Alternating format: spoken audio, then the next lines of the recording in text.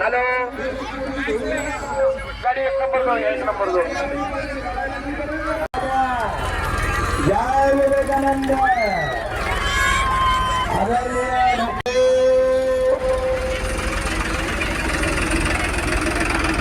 एकाच पंक्तीत बसा जात पाप पंथ भेद कुठल्याही प्रकारची अंधश्रद्धा ट्रॅक्टर लाईनीत उभे करून ठेवा फक्त उभे करून ठेवा एक सुंदर प्रतिमा काठावर जेव्हा स्वामी शुकदास चला मंडळी आशा जय जय स्वामी शुकदासा जमी देवाकडे तुम्ही पाहतो नयनी नटला रूपाणी दुःखितांजा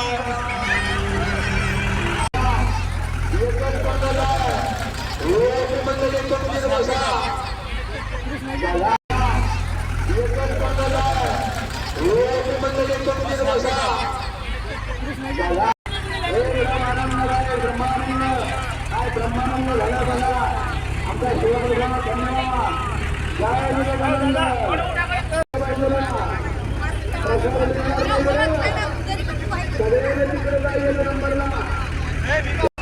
आमचे भोळे गुरुजी गुरुजी सूचना सगळ्यांना भोळे गुरुजी अमृत के अधिकारीगण तुम तो ईश्वर की संतान हो अमरानंद के भागी हो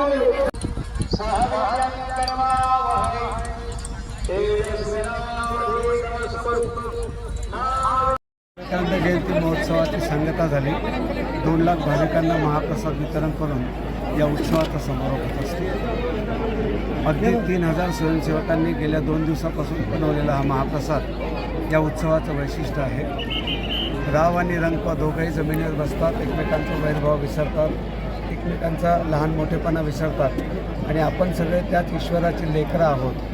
आपल्या सगळ्यांमध्ये त्या दिव्यत्वाचा अंश आहे. हा स्वामी विवेकानंदांचा दिव्य विचार जो शुकदास महाराजांनी इथल्या भूमीमध्ये पेरला आणि लोकांचा आज आपण बघितलं इथं विराट जनसमुदाय जमला होता. अत्यंत शिस्तबद्ध आणि नियोजनबद्ध त्यांनी या महाप्रसादाचा लाभ घेतला. 150 क्विंटल गव्हाची पुरी आणि तेवढीच वांग्याची भाजी असा हा महाप्रसाद बनवला जातो.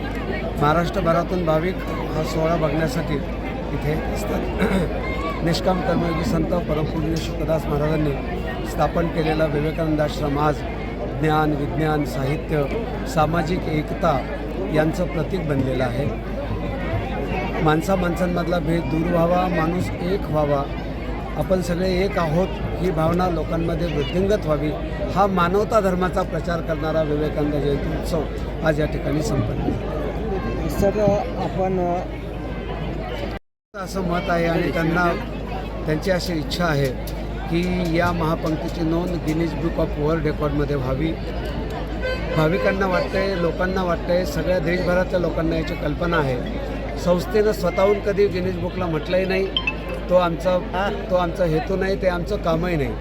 लोकांना एक संघ करणं, विवेकानंदांच्या विचाराचा प्रचार प्रसार करणं या ध्येयाशी आम्ही एकनिष्ठ आहोत आणि चिकटलेले आहोत. स्वामी शुकदास महाराजांनी केलेलं या अद्वितीय आणि अलौकिक कार्याचा प्रचार आणि विवेकानंदांच्या तत्त्वज्ञानाचा प्रचार एवढंच आमचं काम आहे.